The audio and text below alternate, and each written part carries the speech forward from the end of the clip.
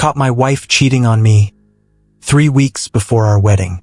Not with a stranger, not with an ex, with my best man. And instead of confronting her right away, I let the wedding happen. My name is Jordan. I'm 32 years old.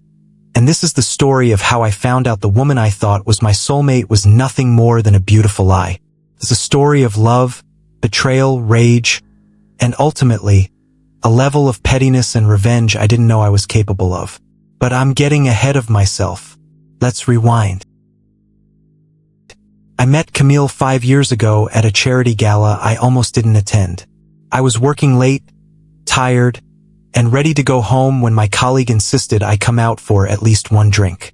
She said there'd be interesting people, maybe even some potential clients for my firm. I wasn't in the mood, but I relented.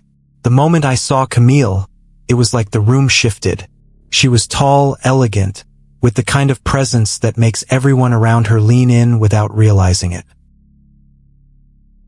She had this deep, musical laugh and eyes that looked like they could see through bullshit. We ended up at the same table during dinner, and by dessert we were in our own world. I found out she was a marketing executive, driven, smart, and surprisingly funny. We clicked immediately. That night, we talked until the venue kicked us out. She told me she didn't believe in fate, but if she did, that night would have changed her mind. We started dating the next week. It was one of those relationships that move quickly because everything feels right. We had chemistry, common goals, shared values. She met my friends, I met hers. My best friend Marcus, who I've known since college, took to her instantly. Said she was a keeper. By the end of our second year together, I proposed during a trip to Italy.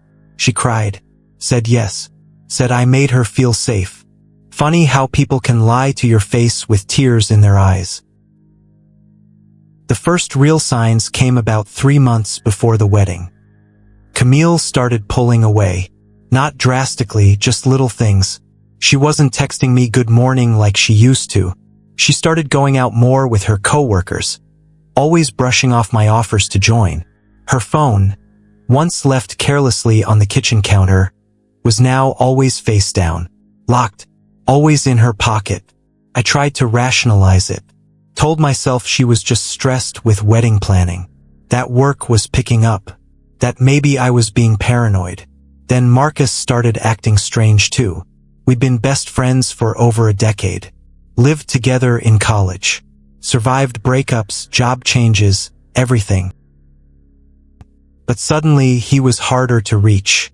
Didn't show up to my bachelor planning meeting. Started texting back hours late. One night, I joked to Camille, "Marcus is ditching me. You better not be stealing my best man." She laughed. Too quickly. Everything came crashing down one Thursday night. I'd gone out to run a quick errand. Left my phone at home by accident. When I realized, I doubled back. It had only been 20 minutes. When I came in through the back door, I heard laughter. Her laugh. His voice. I stopped in the hallway. The living room lights were low, but I saw enough. Camille on the couch, her legs draped across Marcus's lap. They weren't even trying to hide it. He was stroking her thigh, whispering something that made her giggle. My heart didn't break. It detonated. But I didn't walk in. I didn't scream.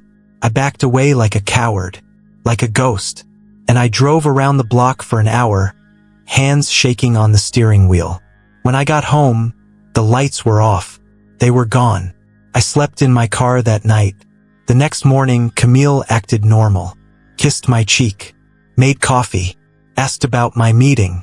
I stared at her like I was looking at a stranger wearing my fiancé's face. That weekend, Marcus called me, said he was sorry for being MIA, claimed work had him swamped, asked if I needed help with anything wedding related. It was surreal. I realized then I wasn't going to confront them. Not yet. I was going to let them believe they'd gotten away with it. I started planning a different kind of wedding. Every time Camille smiled at me, I smiled back. Every time Marcus texted, I replied like nothing was wrong. I met with a videographer secretly, asked him if he could insert footage into our wedding slideshow, told him it was a surprise, something dramatic. He agreed, took some bribing.